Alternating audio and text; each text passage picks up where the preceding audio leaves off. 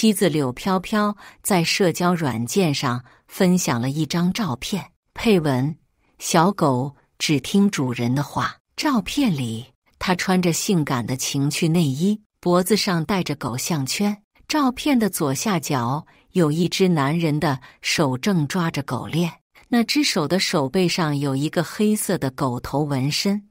我曾在他领导顾云川的手上见过。我点赞了这张照片，下一秒他打电话来指责我，看不出来是玩梗吗？找点事做，别整天盯着我的朋友圈。顾云川在那头冷笑，废物是这样，一点小事就破大防。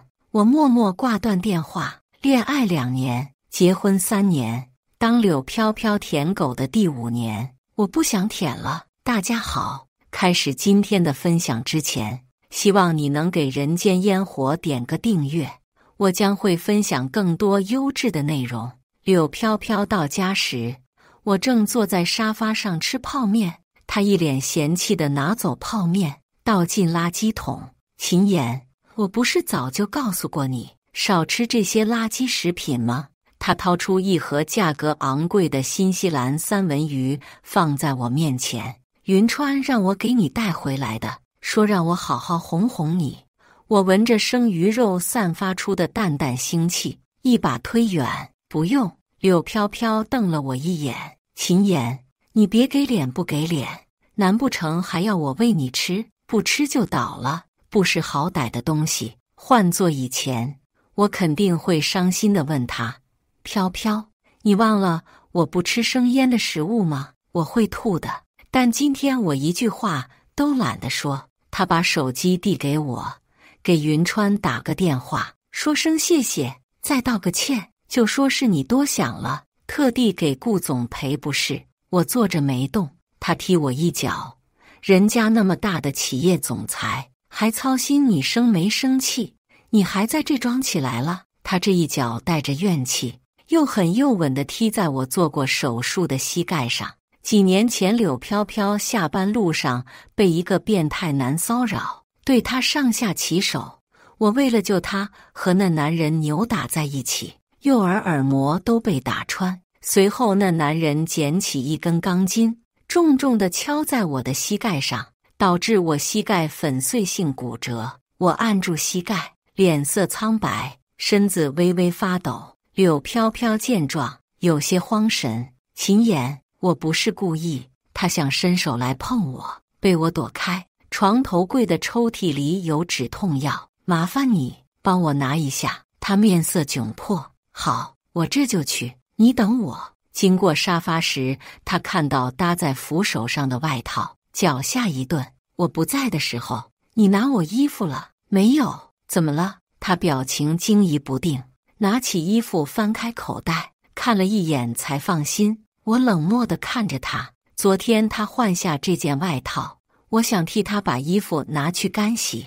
一摸口袋，摸出一张孕检报告，上面清清楚楚地写着她怀孕了。我又惊又喜，立刻想发信息想跟他确认此事，却看到了他戴狗项圈的那张照片。喂，云川。柳飘飘接电话的声音拉回了我的思绪。他说了几句，回头看我。秦言，云川应酬喝多了，有些不舒服，让我过去给他煮点醒酒汤，你应该不会介意吧？他并没有等我回答，走到大门口就开始穿鞋。柳飘飘，我叫住他，他不耐烦地停下。秦言，你别无理取闹行不行？云川喝多了酒正难受。你车钥匙没拿？我打断他。他愣了一下，进门拿上车钥匙，走到门口，回头看了我一眼，似乎想说什么，最终却什么也没说。我目送他的身影消失在门口，终于痛得忍不住张口喊出声，艰难地挪到床头柜，吞下止痛药，又在床上躺了1个多小时，痛意才慢慢消散。我刚准备起身，好友林月打来电话，严哥，嫂子这是在外面有人了。我点开柳飘飘的朋友圈，看到她刚刚更新了一条动态，配文：某人这是把我当洋娃娃了吗？抱着不撒手，我只是过来煮个醒酒汤而已。照片上柳飘飘软白如玉的手正被顾云川死死地抱在怀里，床头上还放着一碗喝完的醒酒汤。我的心忽然刺痛了一下。1个月前柳飘飘过生日，叫了一群小姐妹聚会，本来她不肯让我去，说都是姐妹，我一个大男人去了也是尴尬。我在网上给她点了店里最贵的蛋糕，想让她和小姐妹们一起吃，可是蛋糕店做完了给我打电话，说晚高峰找不到骑手，都不知道多久能送到。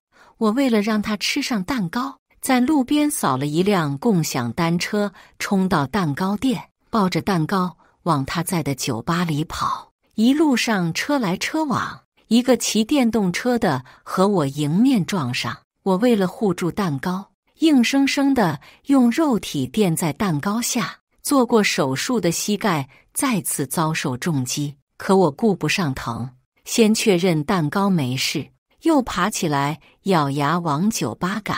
等我一瘸一拐地走到酒吧门口，柳飘飘却不肯接我的电话，我只好坐在门口等。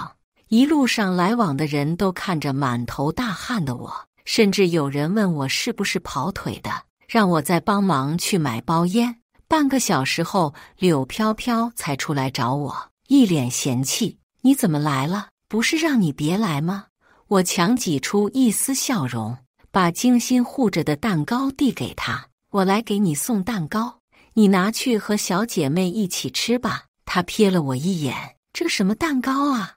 你不知道我从不吃这些廉价奶油的吗？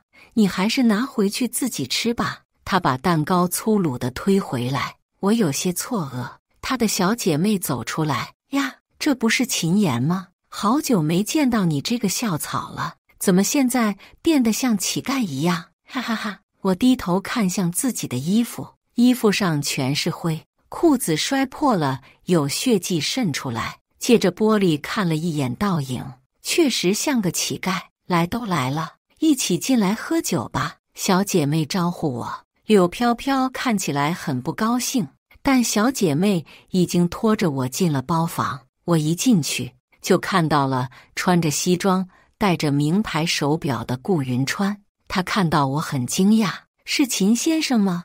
我还以为是个送外卖的赖在这里不肯走呢。”哈哈哈！他是柳飘飘的领导，我不能造次。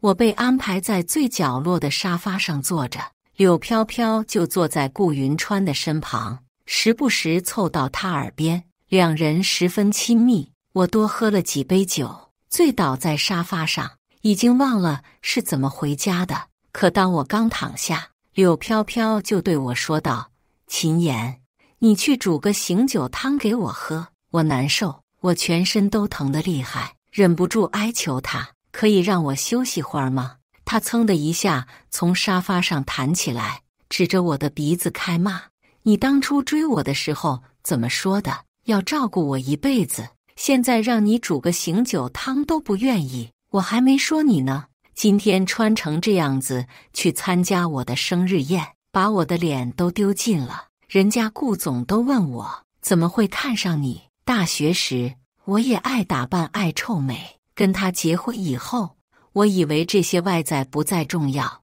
我还是去给他煮了醒酒汤，但端起来的时候太烫，不小心打翻。他气冲冲地对我吼：“不想煮就别煮，跟我撒哪门子气！”我正要拿扫帚来扫，他又趾高气昂地命令我用手捡。我眼眶一热，有些鼻酸。什么？用手捡起来？他冷冰冰地重复了一遍。等我真的用手去捡的时候，他用力一脚踩在我的手上，碎片划破手指的剧痛，到现在都刻骨铭心。第二天晚上，柳飘飘用一顿烛光晚餐给我赔礼道歉。他握着我的手撒娇：“秦岩，我喝多了就喜欢发神经，你别生我的气了。”看着他的样子，我心软了。那句离婚终究没有说出口，直到看到今天他发的这条朋友圈。才让我意识到我有多愚蠢。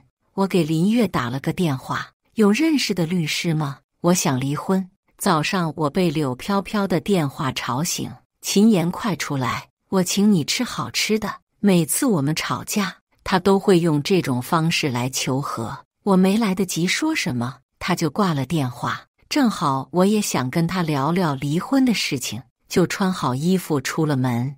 他又带我去了常去的那家西餐厅，坐在桌前，他才想起昨晚踢到我的事情，可怜兮兮地问我：“你的膝盖没事了吧？还疼吗？”“没事了。”我话音刚落，他长舒一口气：“那就行，都过了这么几年了，估计也疼不到哪里去。”我呼吸一滞，笑了。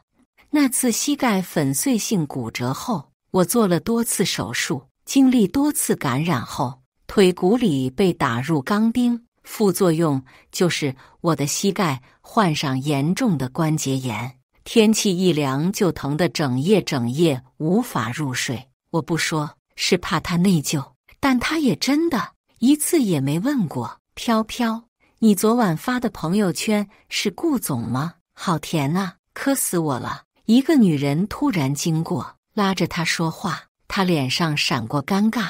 那是和顾总打赌输了，他罚我的。他是老板，我怎么敢不听话呢？我想起了他那条狗的朋友圈，小狗只听主人的话，讽刺至极。女人愣了一下，看向我，这位是我表哥。柳飘飘没有犹豫，等人走了，他才歉疚地看向我。刚刚那个是我们部门的大喇叭，我怕他乱说话才说你是我哥的。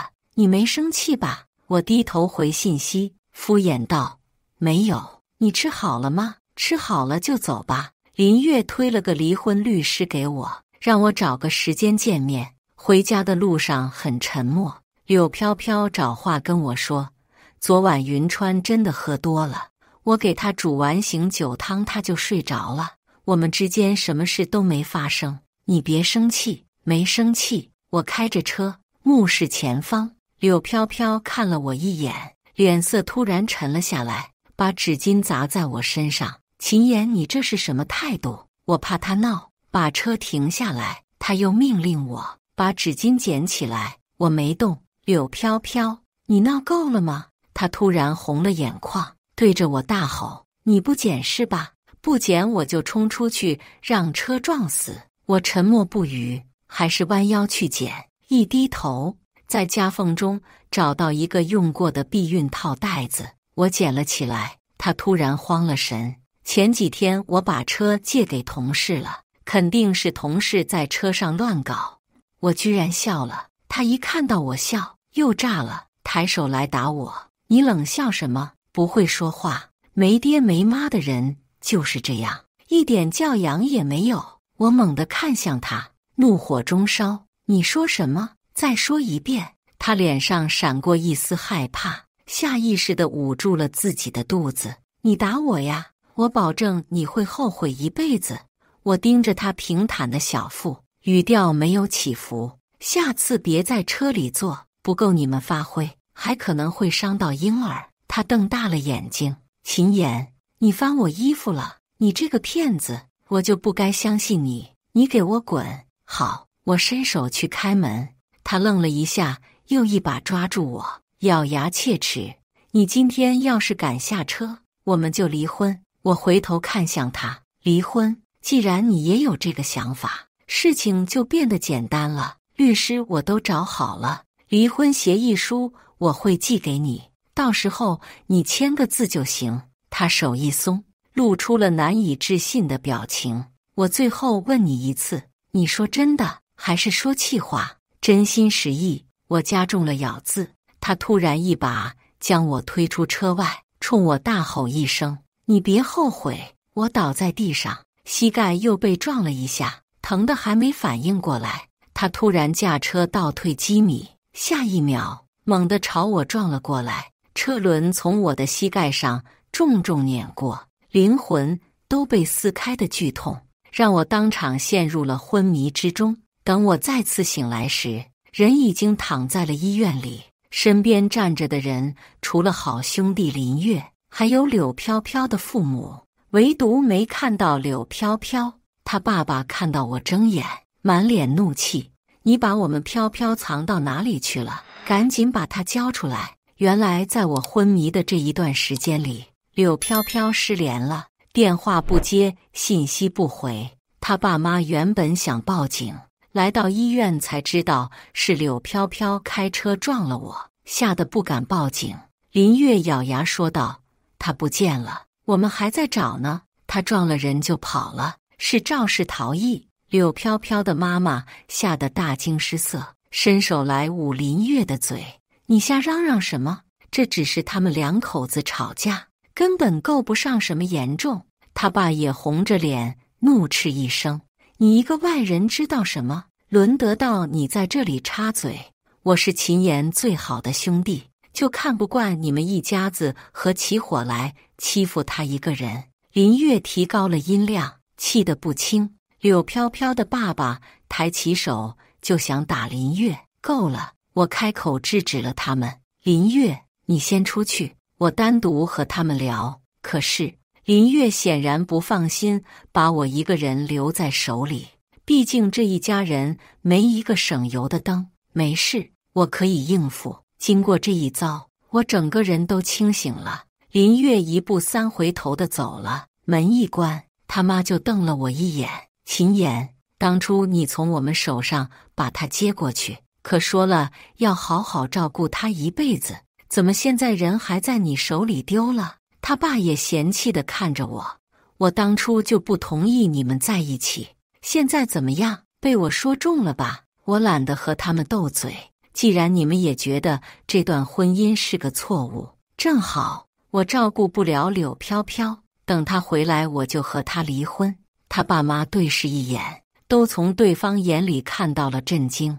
他妈有些迟疑地开口：“秦岩，你这话就有点不负责任了吧？飘飘是被我们宠大的，你也知道她一开始就是这样的性子。既然结了婚，就该好好对她，别动不动把离婚挂嘴上。”他爸气得脸红脖子粗：“你肯定是出轨了，要不然他怎么会伤心到躲起来不见人？你这样做对得起我们的托付吗？出轨的人可不是我，5年感情我当喂了狗，你们不信自己看。”我点开了柳飘飘的朋友圈，他前面发的动态还挂在首页上，一条也没舍得删，大尺度的照片很扎眼。不仅如此，他在昨天还新发了一条朋友圈，他和顾云川官宣了9张照片，全是他和顾云川在一起的各种亲密合照，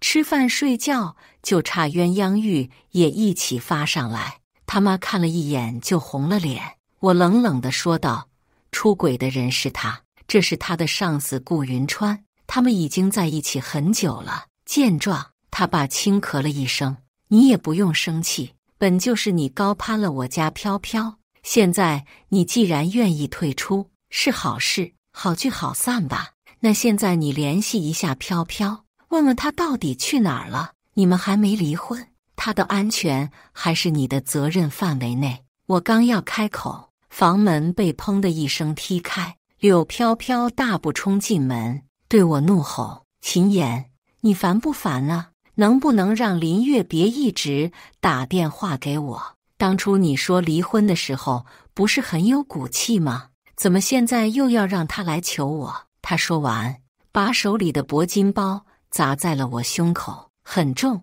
我被砸得差点又晕过去。这段婚姻为什么变成这样，我也不知道。或许我从一开始就瞎了眼。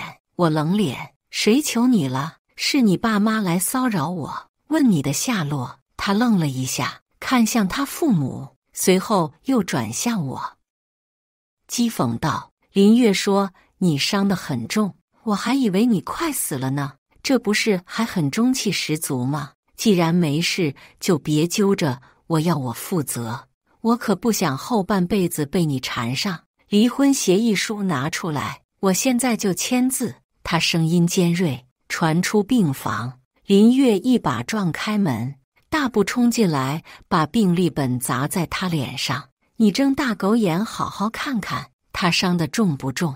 膝盖粉碎性骨折，钢钉都被你压弯了，重做了一遍。当初要不是为了救你，他根本不会变成这样。你真的要看他死在你手里，你才高兴。”柳飘飘愣住了，捡起病历本翻开，居然有些颤抖。他颤颤巍巍地说道：“怎么会这么严重？我明明只是想吓唬他而已。你们都给我滚出去，别再来打扰他休息，否则我就立刻报警，告柳飘飘肇事逃逸。”林月大吼着把他们一家三口全赶了出去。柳飘飘泪雨滂沱地看着我腿上的伤口，似乎才意识到对我的伤害。可他的父母还在对我骂骂咧咧，不就是撞断了一条腿吗？有什么大不了的？我女儿能嫁给你这种废物，已经是你祖上积德了。多少钱我们赔就是了，动不动就报警的，吓唬谁呢？林月摊开手：“行啊，赔吧。光是做手术就花了20万，再算上误工费和精神损失费，一共30万。走吧，走吧，别跟这疯子计较。”柳飘飘的爸爸连忙把妻子和女儿都带走了。我终于获得了短暂的清静。我出院这天，回家收拾行李，顺便催促柳飘飘离婚。她泪眼汪汪：“我不离，我还欠你100万呢，这是我欠你的，我必须还给你再离开，否则我这辈子都不会心安的。”我皮笑肉不笑地看着他：“你不是说这些钱都算是我给你的嫖资吗？我确实睡够了，你也不用还了。”柳飘飘脸色苍白：“你都听到了，还是他生日那天发生的事情。”他的小姐妹笑着问他：“秦岩好歹是个男人，这么多年对你也算死心塌地，你这么对待他，真的不怕他跟你离婚？”柳飘飘指尖夹着女士香烟，吞云吐雾。别人或许会受不了，但秦岩绝对不会。他在我面前像条狗一样舔。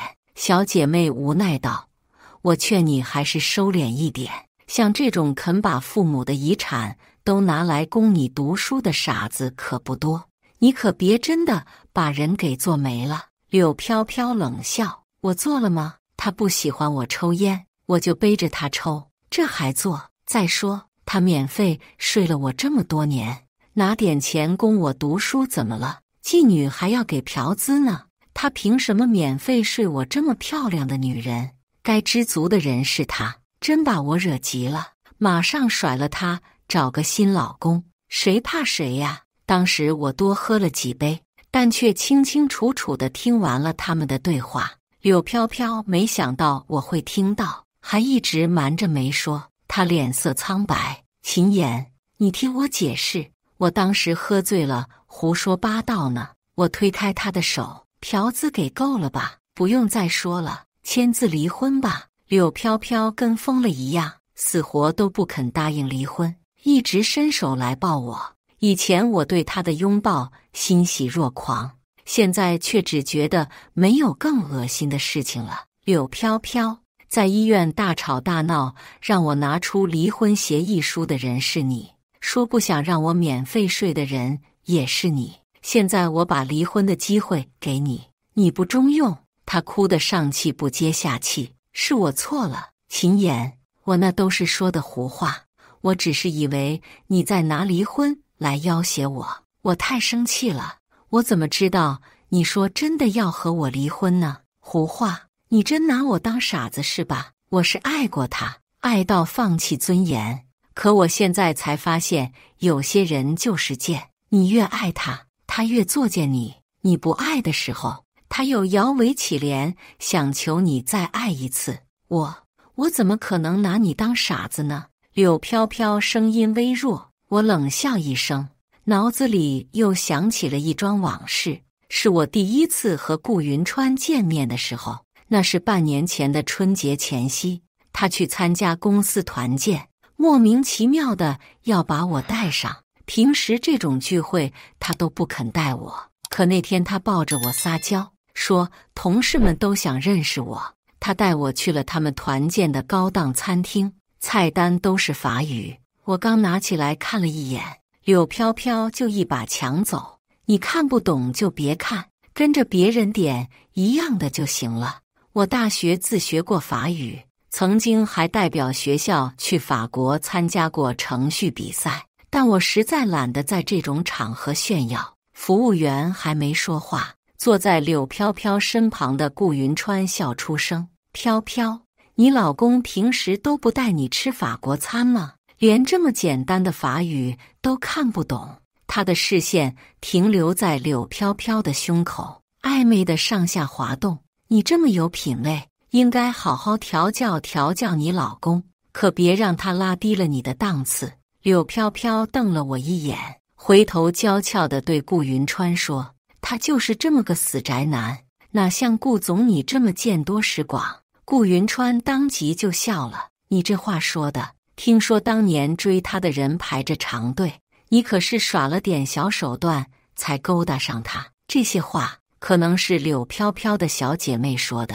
柳飘飘当时还不太高兴，觉得当年主动勾引我的事情是黑历史。总之，他比你可差远了。顾云川说：这话我爱听。柳飘飘靠在他身边，笑得花枝乱颤。两人从头到尾视我为无物。那天回家后，我很生气，但柳飘飘一抱我，我瞬间又把一切抛诸脑后。可当他去洗澡的时候，我却看到了他放在桌上没有锁屏的手机，顾云川的微信被他置顶。两人刚刚还聊了天，我手指僵直地往上翻，看到顾云川给他发来了我在大学时获得的各种奖项，语气很酸。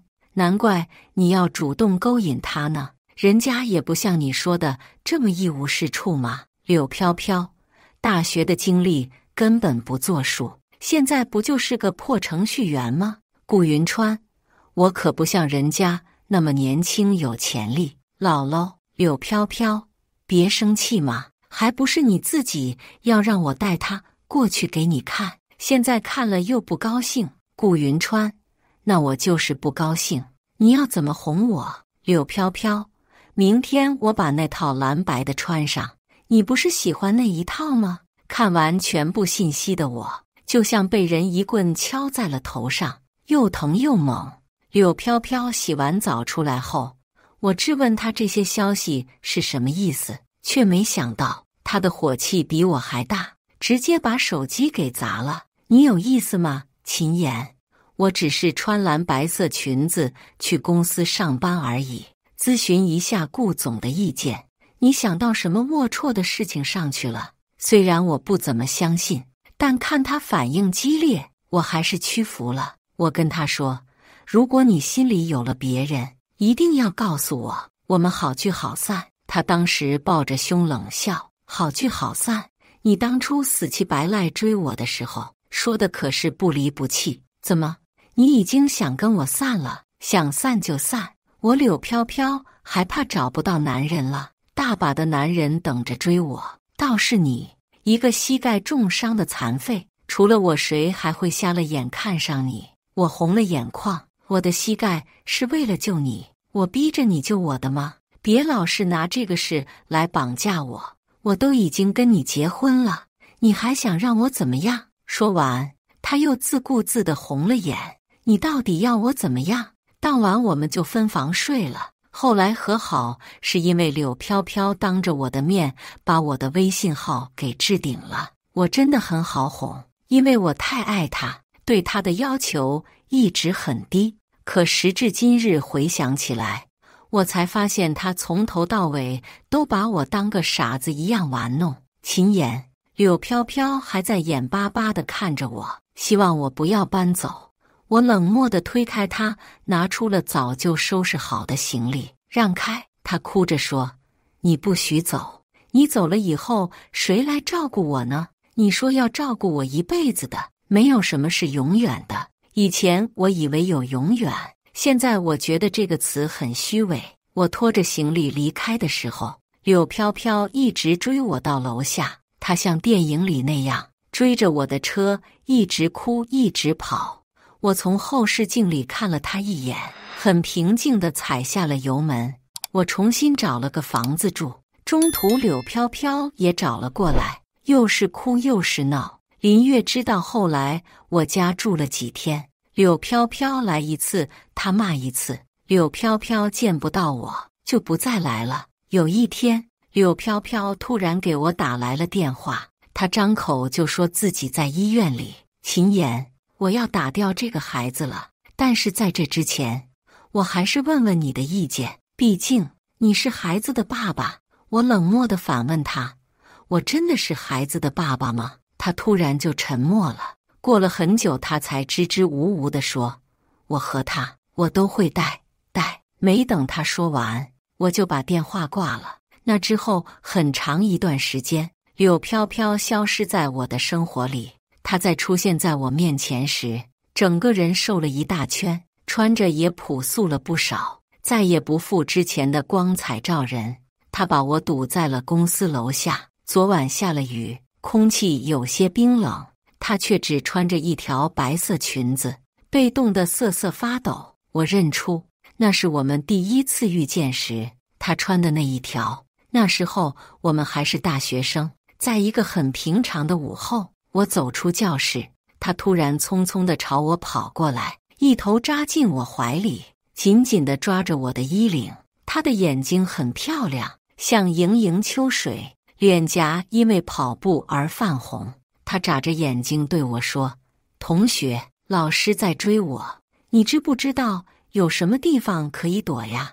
我带他躲在了教学楼的楼顶，听到老师在下面气鼓鼓地喊他的名字。他靠着我的肩膀，捂着嘴偷笑。他对我伸出手，你好，我叫柳飘飘，你呢？现在他又穿着这条白裙子站在了我面前，他甚至像当初一样扑上来抓住我的衣服。秦言，我们可以找个地方聊聊吗？我看了他一眼，拒绝了。当初他就是有预谋的找上我，我如果拒绝，就不会有这么多事了。秦言，再给我一次机会。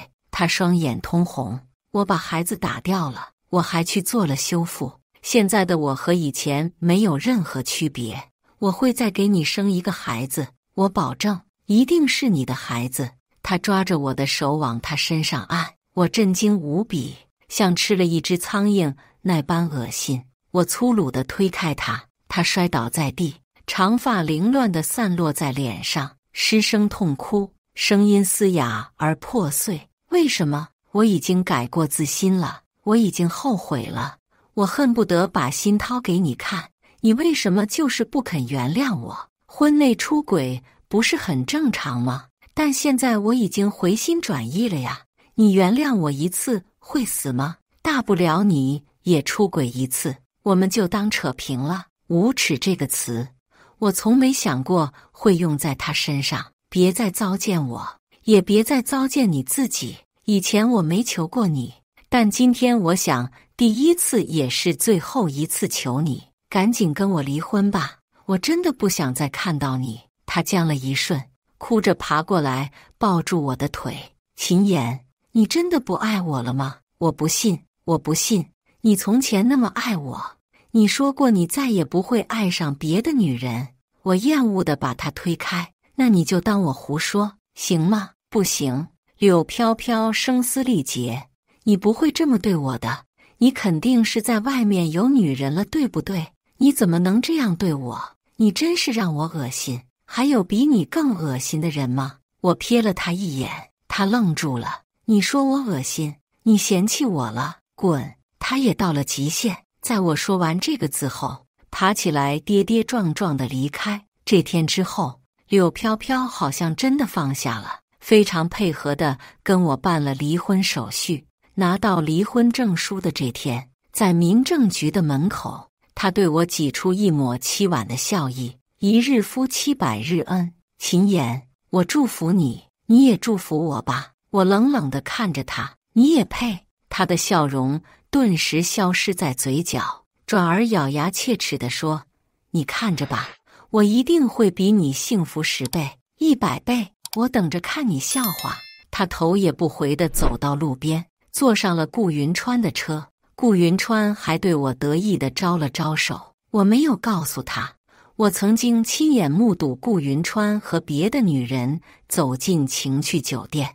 那天的顾云川也看到了我，他搂着那个女人的腰，暧昧地摩挲2下，回头还对我招了招手，脸上洋溢着胜利者的笑容。我回家时，却发现门口站着一个衣着朴素的男人，他看起来30多岁，但头发全白了。我觉得他有点面熟，他对我露出一个古怪的笑容。秦言，你不记得我了吗？我应该记得你吗？我奇怪地问。